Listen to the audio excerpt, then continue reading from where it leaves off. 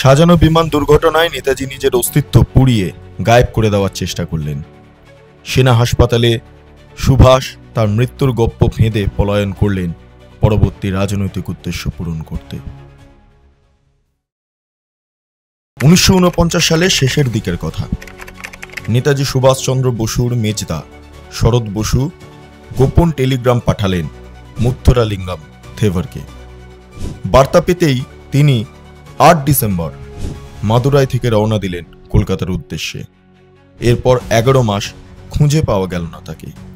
নেতাজির একনিষ্ঠ অনুগামী হিসাবে পরিচিত ছিলেন থেভার। সেই কারণে তাঁর পিছনে টিকটিকিও ছিল প্রচুর। কিন্তু আচমকা গোপনে তিনি কোথায় পলায়ন করলেন সেই তথ্য গুপ্তচর থেকে শুরু করে পার্টিকর্মী কারো কাছেই ছিল না। 4 এপ্রিল 1956 যুগান্তর পত্রিকায় প্রকাশিত একটা খবর নিয়ে রীতিমতো শোরগোল পড়ে গেল গোটা দেশের রাজনীতিতে।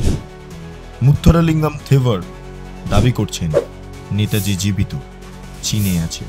খবরটি ছিল এরকম: জান্তাজ বিধানসভার সদস্য নিখিল ভারত ফরওয়ার্ড ব্লকের সহসভাপতি শ্রী মুথুরালিঙ্গম থেভার আজ এখানে বলেন যে নেতাজি সুভাষচন্দ্র বসু জীবিত আছেন এবং তিনি চীনের কোনো স্থানে অবস্থান করিতেছেন। শ্রী থেভার আরও বলেন যে নেতাজির কথিত মৃত্যুর 5 বৎসর পর অর্থাৎ 1950 সালে তিনি নেতাজির সহিত 9 মাস কাল চীনে বসবাস করিয়াছেন।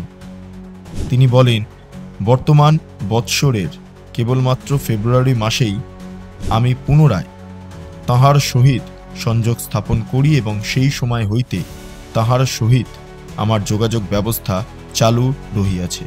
শরৎ বসুর নির্দেশ মতো হিমালয়ের গিরিপথ ধরে থেভার পৌঁছালেন সিংখিয়াং প্রদেশে। সেই স্থানে বসে নেতাজি তখন এশিয়ান লিবারেশন আর্মি তৈরি করে এশিয়া মহাদেশের মুক্তির পথ খুঁজছেন। প্রিয় নেতাকে দেখে অবাক হলেন থেভার। বিমান দুর্ঘটনায় সুভাষ বসু মৃত্যু যে কেবল একটি কাহিনী ছিল সেটা থেভার জানতেন। তিনি বিশ্বাসও করতেন নেতাজি ফিরবেন, কিন্তু সুভাষ বসুর দেখা যে চীনে মিলবে তা ভাবতে পারেননি। নেতাজির নির্দেশেই থেভার বিমান চালনার প্রশিক্ষণ নেন। প্রায় 9 মাস মিলিটারি ট্রেনিং নিয়ে ফিরে আসেন ভারতে। চীনা ডুবোজাহাজে চেপে প্রথমে কোচিন বন্দর থেকে 70 মাইল দূরে এসে পৌঁছন, তারপর নৌপথে সোজা সমুদ্র তীরে। 1950-এর নভেম্বরে থেভার ঘনিষ্ঠদের জানান নেতাজি জীবিত, দেশে ফিরে আসবেন। তবে তার আগে তিনি এশিয়ান লিবারেশন আর্মি দ্বারা সমগ্র এশিয়ার মুক্তি নিশ্চিত করতে চাইছেন।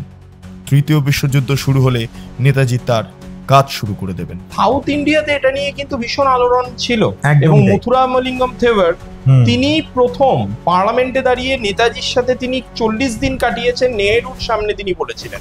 হ্যাঁ, একদম ঠিক কথা। তুমি যে পয়েন্টটা তুললে মুথুরালিঙ্গম থেভারের ওই পার্লামেন্টে কি বলেছিল সেটা তো পরের ব্যাপার, কিন্তু যখন বিশ্বযুদ্ধ চলছিল বা তার কিছুদিন আগে যখন সুভাষচন্দ্র ভারতবর্ষে ছিলেন, সেই সময়ে তার যে শেষ বছর, রাজনৈতিক শেষ বছর ভারতে, সেই সময় তিনি তামিলনাড়ুতে গিয়েছিলেন এবং ইলেকশনের প্রচারে, ফরওয়ার্ড ব্লকের ইলেকশনের প্রচারে গিয়েছিলেন।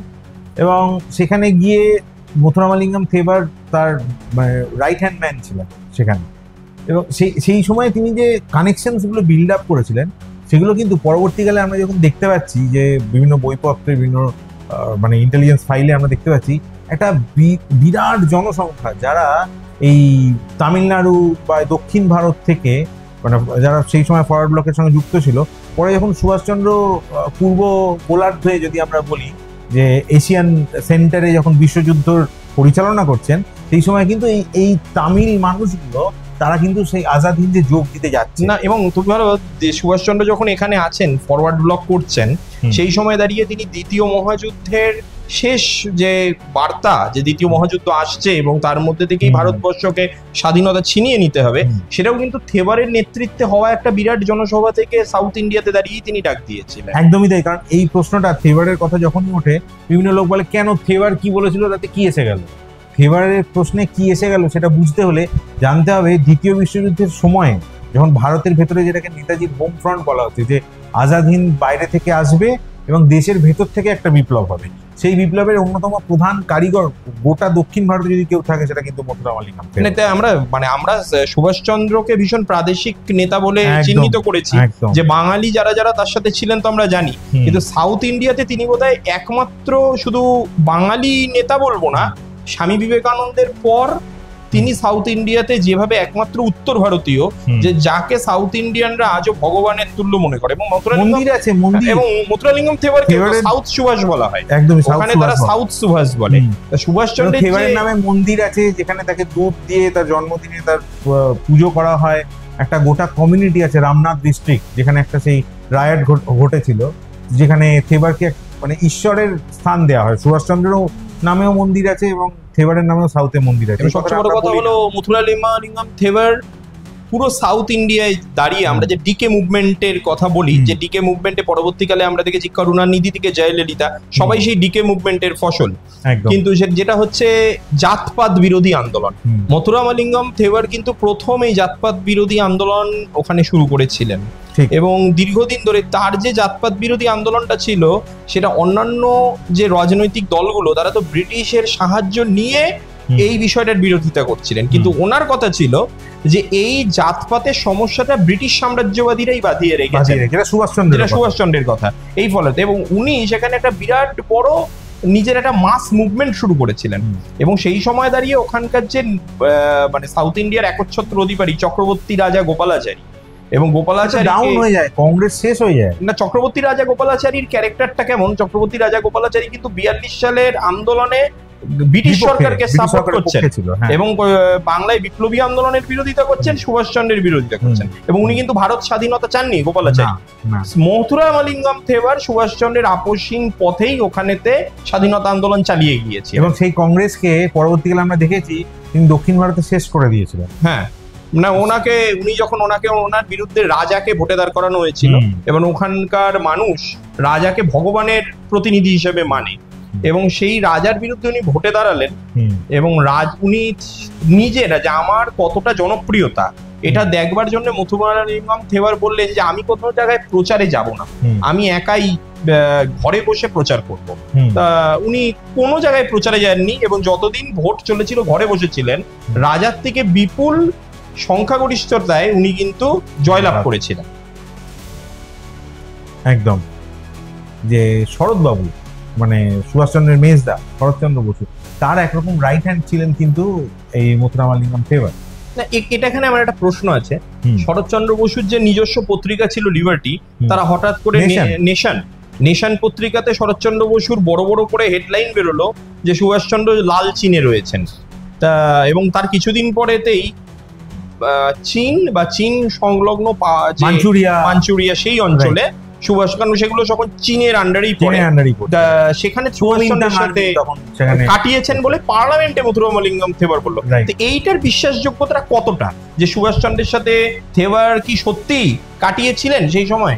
দেখো, এইটা নিয়ে তুমি জানো, বাট আমি সকলের জন্য কথাটা বলছি যে এই বিষয়টা নিয়ে আমি তো অনেক ঘাটাঘাটি করেছি, এবং দক্ষিণ ভারতে মানে আমার সাথে বেশ কিছু লোকজনের যোগাযোগ আছে, যেটা তুমিও এখন অলরেডি জানো, যারা বিভিন্ন সময় ফরওয়ার্ড ব্লকের সঙ্গে অ্যাসোসিয়েটেড ছিলেন।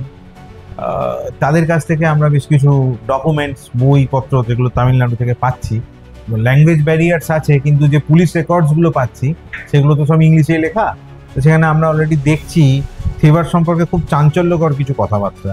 মানে থেভারের একটা নিজস্ব উইং ছিল, সেখানে থেভার একটা প্রেস কনফারেন্স করে তখন জানিয়েছিল, এটা সম্ভবত 52 ইলেকশনের আগের ঘটনা, কারণ শরৎবাবু তখনও বেঁচে আছে। হ্যাঁ, এটা 49-এর ঘটনা। তো উনি জানিয়েছিলেন যে উনি সুভাষচন্দ্রের সঙ্গে সাক্ষাৎ করেছেন, চাইনাতে গিয়ে সাক্ষাৎ করেছেন। তো এই খবরটা তো আরো ইন্ডিয়ার বিভিন্ন জায়গাতে এসছিল, পরে যখন এই সানওয়াজ কমিটি হয় তখন সেই সময় খবরটা এসছিল। কিন্তু চাঞ্চল্যকর যে বিষয়টা, সেটা থেভার তার নিজস্ব সার্কেলের মধ্যে বলেছিল, এবং আমরা কথা বলছি এতক্ষণ অবধি মথুরালিঙ্গম থেভারকে নিয়ে, কিন্তু তার যে অ্যাসোসিয়েট পরবর্তীকালে যিনি ফরওয়ার্ড ব্লকের সঙ্গে যুক্ত ছিলেন, মথুরামানুজম থেভার। এই মথুরামানুজম থেভার একটা ছোট্ট বই লিখেছিলেন পরবর্তীকালে, মথুরালিঙ্গম থেভারের বিভিন্ন বক্তৃতা, তার এক্সট্র্যাক্টস গুলোকে নিয়ে একটা বই লিখেছিলেন।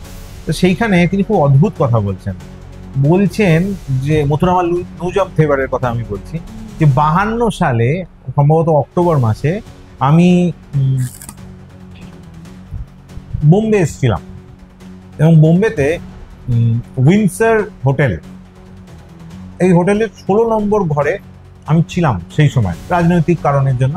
52 মানে বুঝতেই পারছো প্রথম ইলেকশন ভারতবর্ষের, তো তার রিপারকেশনস এন্ড এভরিথিং চলছে তখনও। 16 নম্বর যে ঘর তার ঠিক উল্টো দিকে ছিল 20 নম্বর ঘর, এবং 20 নম্বর ঘরে এমন একজন ছিলেন যাকে দেখে মথুরামা নিউজাম থেভার চিনতে পারে, এবং তিনি বলছেন যে 1939 সালে সুভাষবাবু যখন দক্ষিণ ভারতে তার রাজনৈতিক প্রচারে এসেছিলেন, সেই সময় মথুরামা লিঙ্গাম থেভারের সঙ্গে আমিও একজন ভলেন্টিয়ার হিসেবে ছিলাম সুভাষচন্দ্রের এই সম্মেলন পরিচালনা সমস্ত কিছু কাজে সাহায্য করার জন্য। তো সেই সময় সুভাষবাবুর সঙ্গে আমার সাক্ষাৎ হয়, এবং তিনি আমাকে হাতের ইশারায় নমস্তে জানান। আমি তখন খুব ছোট, মানে স্কুলের স্টুডেন্ট আর কি, মানে আমি বলছি মথুরামা নিউজাম থেভারের কথা বলছি। তো সাক্ষাৎ হয় এবং সেইখানে তিনি নমস্তে বলেন, আমিও তার প্রত্যুত্তর জানাই। তো সেই সময় আমি তার দাঁতটা খুব কাছ থেকে দেখেছি।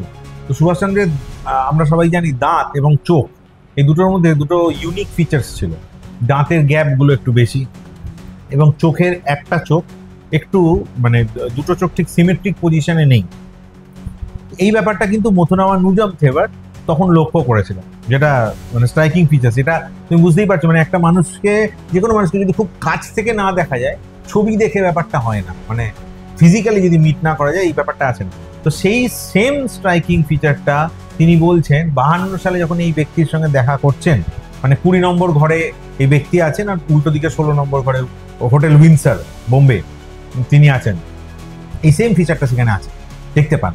এবং তার সঙ্গে দেখতে পাবেন সুভাষবাবুর বয়স বেড়েছে, খুব স্বাভাবিক ব্যাপার। 39 আর 52, 13 বছর তো শুধু নয়, তার মাঝখানে একটা গোটা দ্বিতীয় বিশ্বযুদ্ধ গেছে, তো তার চাপ, একটা বয়সের ছাপ তো তার উপর পড়বেই। তো সেইটা তিনি লক্ষ্য করেন, এবং খুব অবভিয়াস ব্যাপার, তিনি বলেন যে সুভাষবাবু তাকে চিনতে পারেননি, কিন্তু সুভাষবাবু তিনি তামিল জানার সঙ্গে সঙ্গেই মথুরামা লিঙ্গম থেভারের কুশল সংবাদ জানতে চান। এবং সেই সময় মথুরামা নিউজাম থেভার, যিনি তার ডেপুটি ছিলেন, তো তিনি বলেন যে হ্যাঁ, মথুরামা লিঙ্গম থেভার এতে ইনভলভ, এবং তিনি যেহেতু ক্লোজ সার্কেল, তিনি বলেন যে সুভাষবাবুর সঙ্গে তার ক্লোজ রিলেশনের কথা বলেন। তো সেই সময় আবেগতাড়িত হয়ে তিনি বলে ফেলেন যে আপনি সুভাষবাবু। সেই কথাটা বলার সাথে সাথে তিনি ডিনাই করেন, এই ফিগারটা, এই অ্যানোনিমাস ফিগার যাকে আমরা বলছি, তিনি ডিনাই করেন যে আমি নই। এবং ঠিক তার পরের দিন দেখা যায় যে 20 নম্বর ঘরটা খালি। তারপর এই ব্যক্তি মথুরামা নিউজাম থেভার তিনি সমর গুহর সঙ্গে যোগাযোগ করেন, এবং শুধু সমর গুহ বললেও একরকম ছিল, কারণ সমর গুহর নাম অনেক মিডিয়াতে ফ্ল্যাশ হয়েছে, পার্লামেন্টের এমপি, সব কিছু ঠিক আছে, কিন্তু তার সঙ্গে আরেকজনের নাম উনি বলেন, যার সঙ্গে উনি যোগাযোগ করেছিলেন। তার নাম হচ্ছে শশাঙ্ক শেখর সান্যাল। এই নামটা হয়তো অনেকের জানার কথা নয়। এই শশাঙ্ক শেখর সান্যাল যখন 1928 সালের কথা বলছি, সুভাষবাবু ইয়েতে ছিলেন, মান্দালয় জেলে ছিলেন। তুমি জানো, আমরা জেলের খাতা বের করেছি, মান্দালয় জেলের খাতা সুভাষচন্দ্রের, সেখানে শশাঙ্ক শেখর সান্যালের নাম আছে। এবং জেলে থাকা অবস্থায় সুভাষবাবু কলকাতার একটা ইলেকশনে দাঁড়িয়েছিলেন, কর্পোরেশন ইলেকশনে দাঁড়িয়েছিলেন। এবং অ্যাড্রেসটা তুমি বলো। হ্যাঁ, দুর্গাচরণ বন্দ্যোপাধ্যায় কুমোরটুলির এবং শশাঙ্ক শেখর সান্যাল, এই দুজন মিলেই সেই নির্বাচনটা পরিচালনা করেছিলেন। এবং সেখানে একটা পোস্টার করা হয়েছিল যে জেলের ভেতর থেকে, গড়াদের ভেতর থেকে সুভাষচন্দ্র, সেটা হাতে আঁকা পোস্টার, এবং সেটাতেই বাজিমাত হয়, সুভাষচন্দ্র বিপুল ভোটে জয়লাভ করেছিল। এবং ওটার পরেই ব্রিটিশ সরকার তাকে ছাড়তে বাধ্য হয়েছিল, না হলে যে বেঙ্গল অর্ডিন্যান্স এনে তাকে আরো দীর্ঘদিন বন্দী রাখতো, তাকে ছাড়তে বাধ্য হয় মানুষের চাপে। আমরা পরবর্তীকালেও দেখেছি শশাঙ্ক শেখর সান্যালের বাড়ি ছিল ডালিমতলা লেন, মনে আছে? হ্যাঁ, সুভাষচন্দ্রের যে টেলিগ্রামটা আমরা ওখানে পাচ্ছি ইনকুইজিশন বুকে, সেখানে কিন্তু ডালিমতলা লেনের। এবং আমরা যখন পুলিশের এক একটা নথির মধ্যে ডালিমতলা লেনের কথা বারবার আসছে, এটা খান্নার কাছে, খান্নার রাস্তাটা এখনো আছে।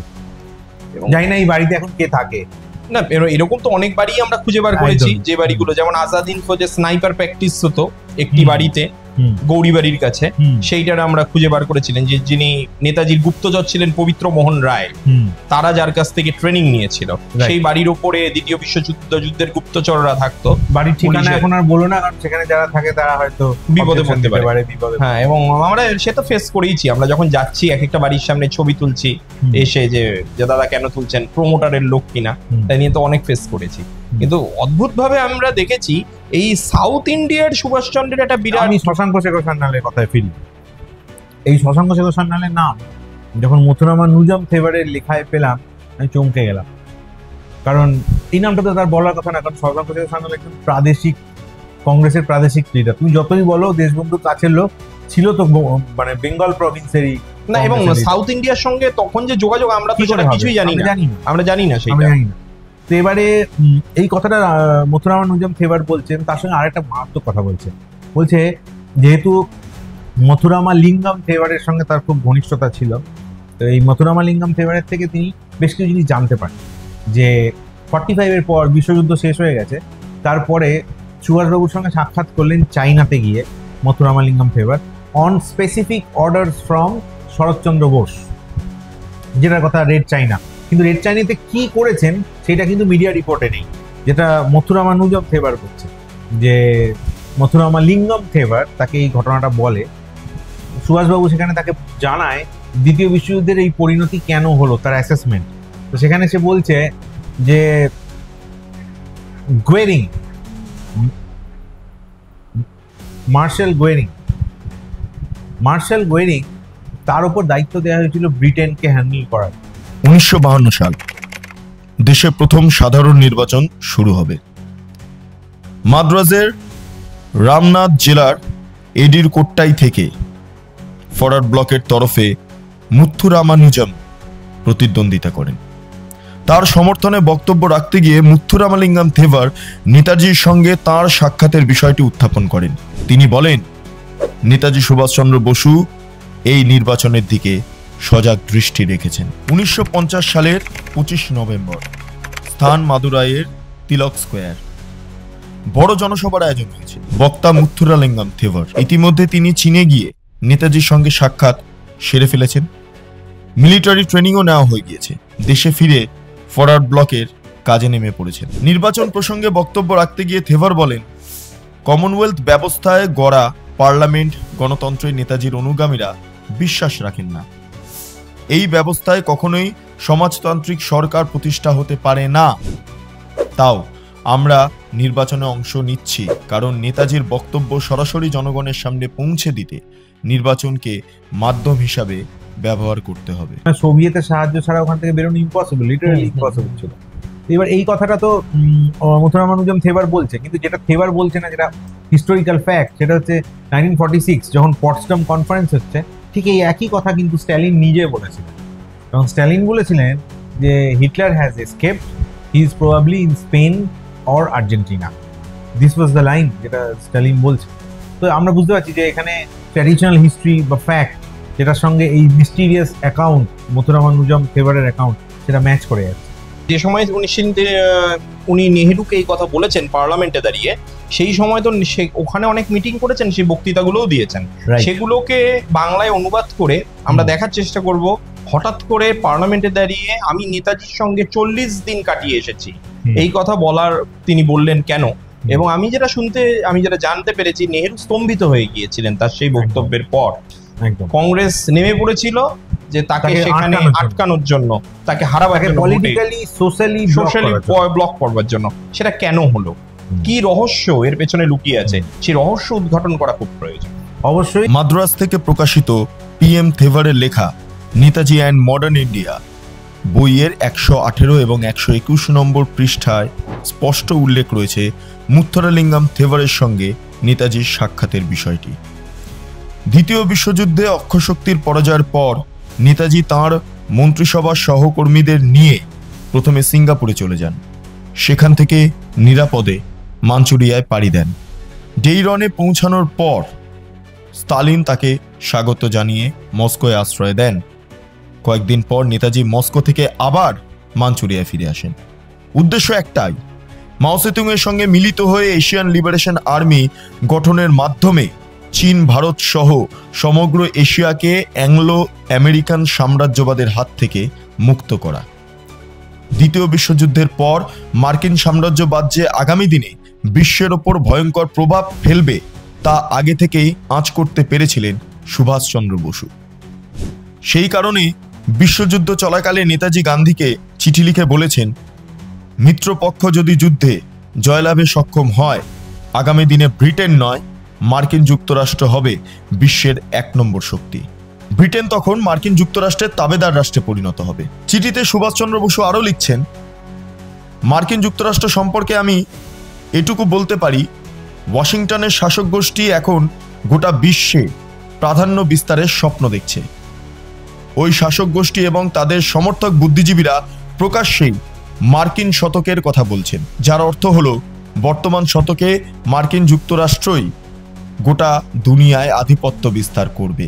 ওই শাসক গোষ্ঠীর মধ্যে এখনো এমন লোক রয়েছেন যারা ইতিমধ্যে ব্রিটেনকে মার্কিন যুক্তরাষ্ট্রের 49তম রাজ্য বলে বর্ণনা করতে শুরু করেছেন। মার্কিন যুক্তরাষ্ট্রকে আগামী দিনের মাথা ব্যথার কারণ হিসাবে বর্ণনা করা সূত্রেই নেতাজি মাওয়ের সঙ্গে কার্যত হাত মিলিয়ে এশিয়ান লিবারেশন আর্মি গঠনে গুরুত্বপূর্ণ ভূমিকা পালন করেন। মাও বহুবার নেতাজির বীরত্ব ও যুদ্ধ কুশলতাকে প্রশংসা করেছেন। 1949 সালে যখন কোরিয়া যুদ্ধ শুরু হয়, তখন মাও নেতাজিকে উত্তর কোরিয়ার পক্ষে চীনা ভলেন্টিয়ার্স কর্পসের সর্বাধিনায়ক হিসাবে দায়িত্ব নিতে অনুরোধ করেন। নেতাজির আগমনের পর উত্তর কোরিয়া বিস্ময়কর বিজয় অর্জন করে এবং আমেরিকা মুখ থুবড়ে পড়ে। এখানে মুথুরালিঙ্গম থেভারও নেতাজির সহকারী হিসাবে যুদ্ধক্ষেত্রে অংশ নেন। অদৃশ্য শক্তিকে হারাবার বিষয়টা এটা 1945-এ সুভাষচন্দ্র কিন্তু উপলব্ধি করলেন এবং গান্ধীজিকে লেখা তার শেষ চিঠি, যখন তিনি গান্ধীজিকে তার শেষ চিঠি লিখছেন, সেখানে তিনি বলছেন যে বাপু, মার্কিন সাম্রাজ্যবাদ আসছে, কারণ ব্রিটিশ সাম্রাজ্যবাদের অস্ত সূর্য যাচ্ছে এবং এই যে মার্কিন সাম্রাজ্যবাদ আসতে চলেছে সেইটা কিন্তু পেছন থেকে আমাদের শাসন করবে, কারণ আমাদের মার্কেটগুলোকে তারা খেয়ে নেবে। মার্কেট পুঁজির কথা বলছেন, ক্যাপিটালিজমের কথা তিনি বলছেন এবং মার্কিন সাম্রাজ্যবাদ সম্বন্ধে গান্ধীজিকে সাবধান হতে বলছেন। এই সময়টা দেখো, সুভাষচন্দ্র মূলত জোর দিয়েছিলেন গেরিলা যুদ্ধের উপরেতে, কারণ তার সাথে যারা ছিল সহযোদ্ধারা, যেমন আমরা দেখতে পাচ্ছি বেঙ্গল ভলেন্টিয়ার্স, যতীন দাস পর্যন্ত সকলে গেরিলা ট্রেনিং নিয়েছিলেন। আবার মথুরালিঙ্গম থেভারো, ওই বিষয়টাকে আলোচনা করব তার আগে বলে রাখি, পরবর্তীকালে সুভাষচন্দ্রের এই দূরদৃষ্টিটা যে গেরিলা যুদ্ধ হবে এশিয়ার মাটিতে, তুমি দেখো মার্কিন সাম্রাজ্যবাদের বিরুদ্ধে তারপরেই আমরা দেখলাম প্রত্যক্ষভাবে লড়াই করতে নামলো ভিয়েতনাম এবং ভিয়েতনামের তুমি বলছো তাহলে ভিয়েতনামের টেকনিকটা কথাও আমি একটু বলি এখানে। সেটা দেখো, ভিয়েতনাম তো কমিউনিস্ট, কিন্তু তারা কিন্তু ন্যাশনালিস্ট পার্টি, মানে আমি ডাইরেক্টলি হোচিমিনের কথা বলছি। এবং হোচিমিন কিন্তু বিশ্বযুদ্ধ যখন চলছে তখনই প্রেডিক্ট করছে যে সেখানে আমেরিকা অ্যাটাক করবে। সেখানে একটা অদ্ভুত, মানে ওখানে তো ক্যানিস্টার বোম্বিং ইউজ হয়েছিল, মারাত্মক বোম্বিং। ক্যানিস্টার বোম্বিং মানে সেটা মাটি থেকে একটা উচ্চতায় ফাটে, যার ফলে যেটা যখন ছড়িয়ে স্প্লিন্টার ছড়িয়ে তার যে এফেক্টটা অনেক বড় হয়। বহুত মানে সাধারণ মানুষ, শিশুরা ভীষণভাবে আক্রান্ত হয়েছে। এক্স্যাক্টলি। এবং সেখানকার যে ন্যাশনাল হাইওয়ে, ওই ন্যাশনাল হাইওয়েটা ছিল হচ্ছে লাইফ লাইন, গোটা দেশ জুড়ে গেছে এবং তার মধ্যে দিয়ে সমস্ত ট্রান্সপোর্ট, তার যুদ্ধ চললে তার সরঞ্জাম, রসদ সব ওই একটাই রাস্তার মধ্যে দিয়ে যেত। ওই রাস্তাটাকে বাঁচানোর জন্য কিন্তু মানে হোচিমিন একটা মানে প্রত্যেকটা মানুষকে ধরে ধরে গেরিলা ওয়ারফেয়ার ট্রেনিং দিয়েছিল গ্রামাঞ্চলগুলোতে।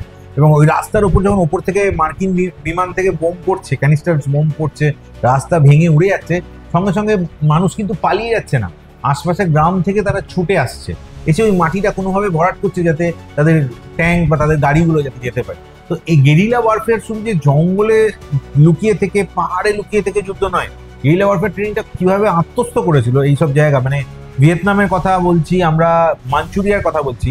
ভিয়েতনামটা এত গুরুত্ব দিয়ে কেন বললাম, কারণ তারপরেই হচ্ছে মাঞ্চুরিয়ার কথা বলবো, যেখানে সুভাষচন্দ্র নিজে সেই একই কাজ করেছিলেন এবং সুভাষচন্দ্র নিজে সেখানে এশিয়ান লিবারেশন আর্মি তৈরি করছেন। এটা কিন্তু কোনো এদিক ওদিকের ব্যাপার না, এটা হিস্টোরিক্যাল।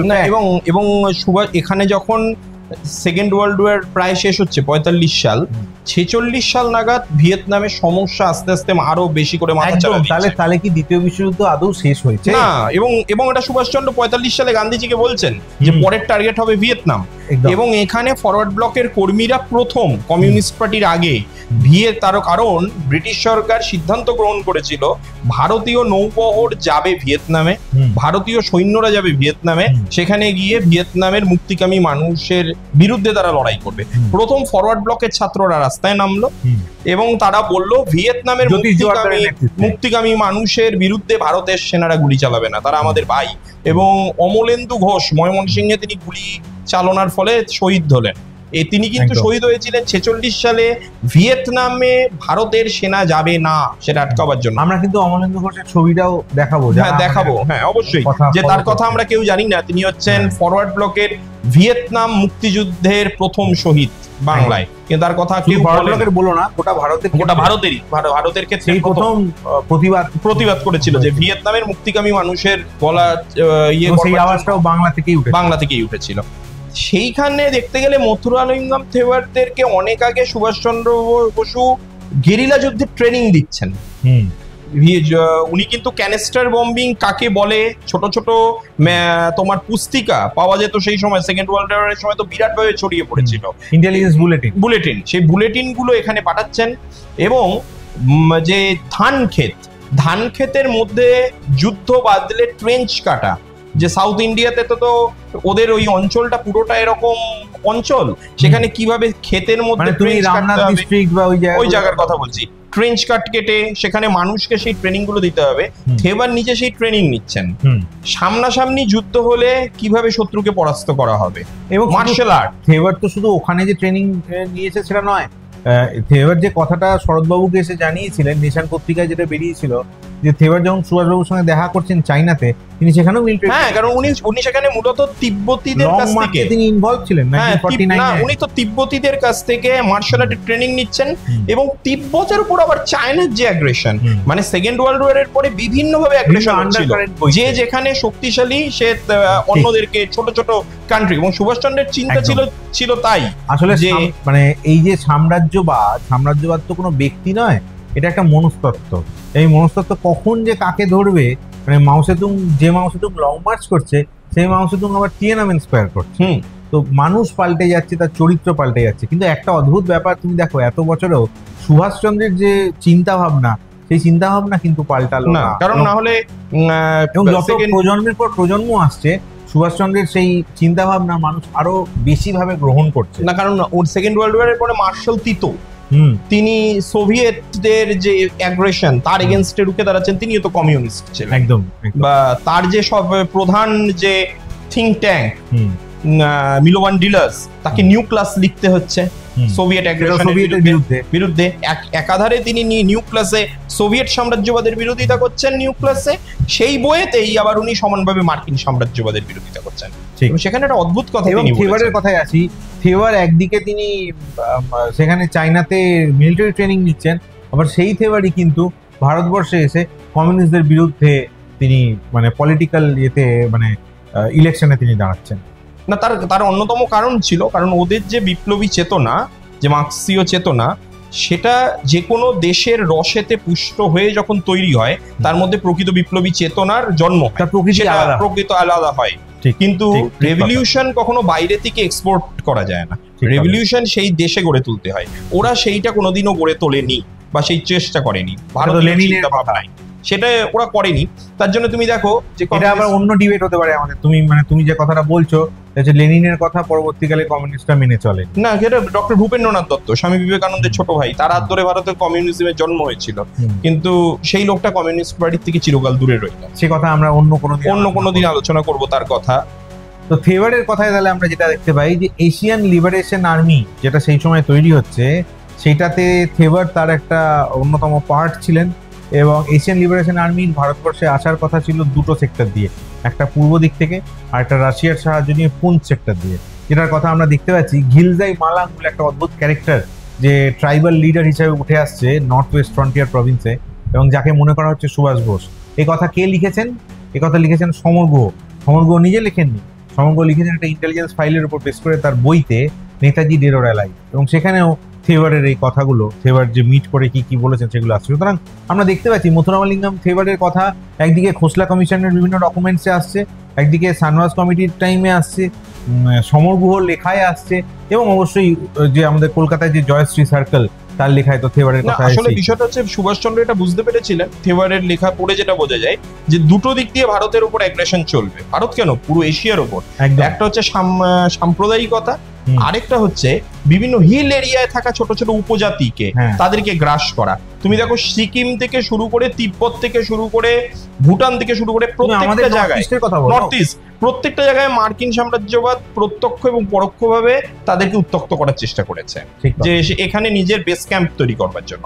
ভিয়েতনামে তো তারা তাই চেষ্টা করেছিল, এবং তার জন্য এই যে গেরিলা ট্রেনিং নেওয়া, গেরিলা একটা এশিয়ান লিবারেশন আর্মি তৈরি করা, তাদেরকে আটকাবার। সুতরাং সুভাষচন্দ্রের যে অন্তর্ধান পরবর্তী যে অনুসন্ধান, তার কারণটা শুধু এইটা নয় যে সুভাষচন্দ্রের কি হলো, তার কারণটা এইটা সুভাষচন্দ্রের চিন্তা যাতে উত্তর প্রজন্ম, আমরা বা আমাদেরও পরের যে প্রজন্ম আসবে, তারা সেই চিন্তাটা দেশের ক্ষেত্রে, নতুন ভারতবর্ষ গড়ে তোলার ক্ষেত্রে সেই চিন্তার একটা অ্যাপ্লিকেশন করতে পারে। আমি সেটাকে আরেকটু ছড়িয়ে দিয়ে বলি যে এশিয়ার অসমাপ্ত বিপ্লব, যে বিপ্লব শেষ হয়নি, যে বিপ্লব চলছে পরোক্ষ সাম্রাজ্যবাদের বিরুদ্ধে, মনস্তত্ত্বে পরোক্ষ সাম্রাজ্যবাদের বিরুদ্ধে। বিপ্লব সবসময় গুলি বন্দুক দিয়ে হয় না, কখনোই নয়। বিপ্লব মানুষের চেতনায় জন্মগ্রহণ করেন, চেতনায়তে লালিত পালিত হয়, এবং সেইটাকে বাঁচিয়ে রাখাটাই সুভাষচন্দ্রের চিন্তা নিয়ে আরো গভীরে গিয়ে গবেষণা করা, বিভিন্ন কালের পুষ্টিপাতরে তাকে দেখার ফলপ্রসূ হবে। আশা করি আমাদের পরের প্রজন্মের অনেককেই আমরা পাবো যারা আমাদের মতোই চিন্তা ভাবনায় বিশ্বাস করবে। 1955 15 ডিসেম্বর নেতাজি থেভারকে বার্মা তথা বর্তমান মায়ানমারে যাওয়ার নির্দেশ দেন। থেভার সঙ্গে সঙ্গে রওনা দিলেন সান প্রদেশে। সেখানে তাঁর নেতাজির সঙ্গে পুনরায় সাক্ষাৎ হয়। সান রাজার প্রাসাদে তারা বেশ কিছুদিন ছিলেন। সেই সূত্রে মুথুরালিঙ্গম থেভার জানতে পারেন এশিয়ান লিবারেশন আর্মি সক্রিয় হয়ে উঠেছে। তাদের হাতে নিউট্রন, কোবাল্ট, রেডিয়েশন বোমার মতো অত্যাধুনিক হাতিয়ার রয়েছে। তৃতীয় বিশ্বযুদ্ধের সূচনা ঘটলেই এশীয় মুক্তি বাহিনী ভারতে ঢুকে অথরিটারিয়ান সোশ্যালিজম প্রতিষ্ঠা করবে। 1945 সালের 18ই আগস্ট তাইহুকুর বিমান দুর্ঘটনার তত্ত্ব জোর করে খাড়া করা হয়েছিল। নেতাজি মারা গিয়েছেন সেটা কার্যত প্রমাণ করতে মরিয়া চেষ্টা করেছে শাহনাজ কমিটি, খোসলা কমিশন। আচমকা মুখার্জি কমিশনের আবির্ভাব হলো। মুখার্জি কমিশন সাফ জানিয়ে দিল কোনো প্লেন দুর্ঘটনাই ঘটেনি। কোথায় ছিলেন নেতাজি? অনেকেই জানতেন। তৎকালীন সময় সরকারে যারা ছিলেন, কেন্দ্রীয় সরকারের মসনদে যারা বসেছিলেন, তারা অনেকেই জানতেন, কিন্তু কেউ কিছু প্রকাশ্যে আনেননি। মুথুরালিঙ্গম থেভার তিনি প্রেস কনফারেন্স করেছেন, সরাসরি বলেছেন নেতাজি সুভাষচন্দ্র বসু কোথায় ছিলেন, কিন্তু সেই তথ্য সামনে আনতে দেওয়া হয়নি কোন একটা রাজনৈতিক কারণকে সামনে রেখে। কি সেই রাজনৈতিক কারণ আমরা প্রত্যেকেই জানি, তবে সেই বিতর্কে আমরা যাব না। নেতাজি সুভাষচন্দ্র বসু চীনে গিয়েছিলেন। মাও সেতুং এর সঙ্গে মিলিত হয়ে তিনি তৈরি করেছিলেন এশিয়ান লিবারেশন আর্মি, যে আর্মিকে সামনে রেখে ভারতের অভ্যন্তরে থাকা মার্কিন সাম্রাজ্যবাদী শক্তিকে খতম করার প্রয়াস চালিয়েছিলেন সুভাষ। সেই নেতাজি সুভাষচন্দ্র বসুর সংস্পর্শে এসেছিলেন মুথুরালিঙ্গম থেভার। তিনি চীনে গিয়েছিলেন, নেতাজির সঙ্গে মিলিত হয়ে একের পর এক আর্মি ট্রেনিং নিয়েছিলেন। সমস্ত তথ্য আপনাদের সামনে তুলে ধরলাম। একটাই বিষয়, নেতাজি সংক্রান্ত ফাইল আমরা প্রকাশ করবই। বেঙ্গল লিবার্টি বদ্ধপরিকর সমস্ত ফাইল, সমস্ত ডকুমেন্ট আপনাদের সামনে তুলে ধরবো। তবে তার আগে এটুকুই বলবো, চ্যানেলটি আপনারা লাইক করুন, সাবস্ক্রাইব করুন, শেয়ার করুন। স্বাধীন সাংবাদিকতা, কাঁচিহীন সাংবাদিকতা এবং গেরিলা সাংবাদিকতার পাশে দাঁড়ান। নেতাজি সুভাষচন্দ্র বসুর যে সমস্ত ফাইলগুলো আছে সেগুলোকে দেখার জন্য নজর রাখুন আমাদের ইউটিউব চ্যানেলে। অসংখ্য ধন্যবাদ বন্ধুরা।